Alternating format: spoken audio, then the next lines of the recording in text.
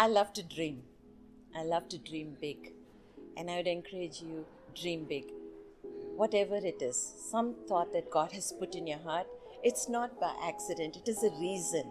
So pursue that. When media was put into my heart in 97, I dared to dream, I dared to pursue it.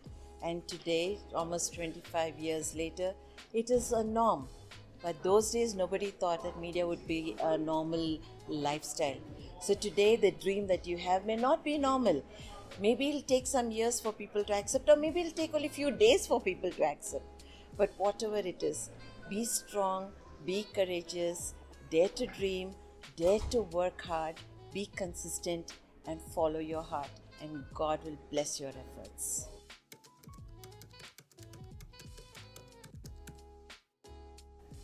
I'm generally not a very emotional person. I'm pretty logical in my thinking. So, when it comes to creating TV series, it has been a very challenging thing for me because what works in the market is the sob stories and the entanglement of drama series and stuff like that. I was very uncomfortable.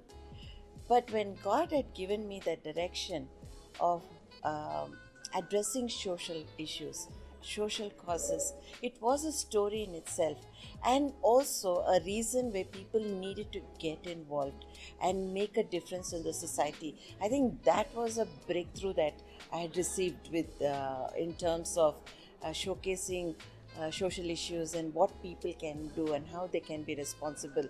So there was a journalist who had come, said when we started broadcasting a TV series, and he said, how do you base your stories or your production?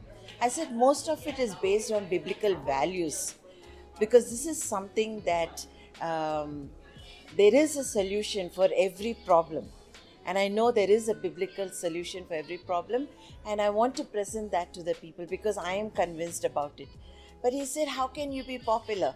And immediately the Spirit of God just put the thought in my head. He said, you have come to interview me today. That means I am successful. That means it is working.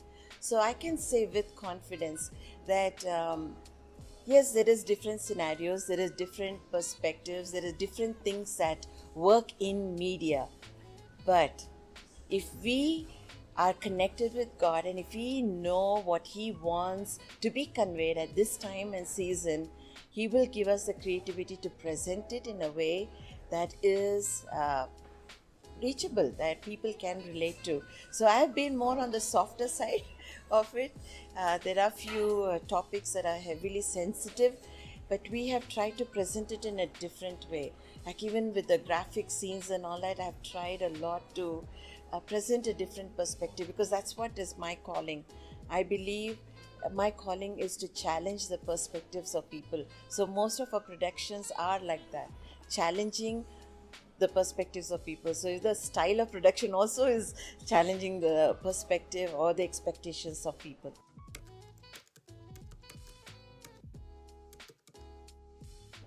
There are always pros and cons with any creative tool, and media is like that, especially with Instagram and things like that.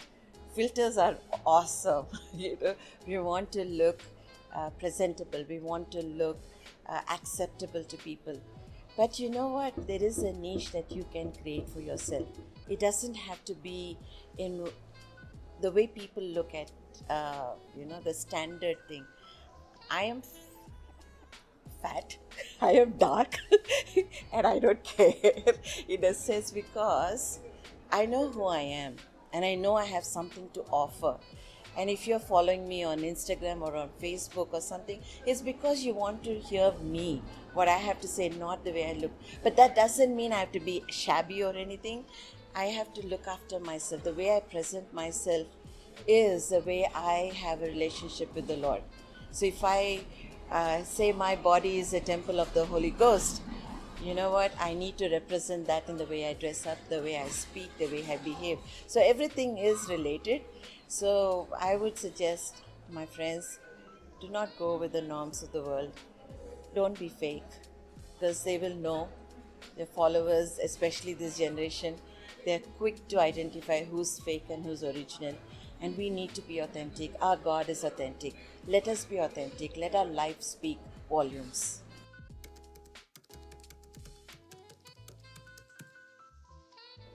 I would tell my 18-year-old self, go have a cup of coffee.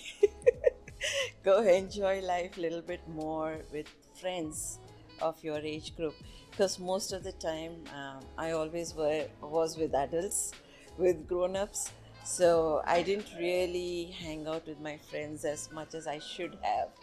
So I would say have a little bit of time with your peers. There's so much you would learn.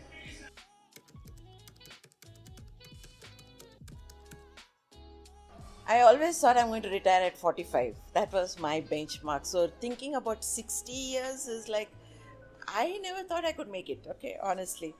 But if I were to live till I'm 60, I want to leave a legacy behind, and my legacy would be to raise an unleashed generation, a generation that is not afraid to dream, a generation that is not afraid to take the creative tools and give it an expression of God and His kingdom. So that's the legacy I want to leave behind. This is actually coined by my husband, and I totally are in alignment with his vision, raising an unleashed generation who are not afraid to take the creative tools to reach out and touch and influence people's lives.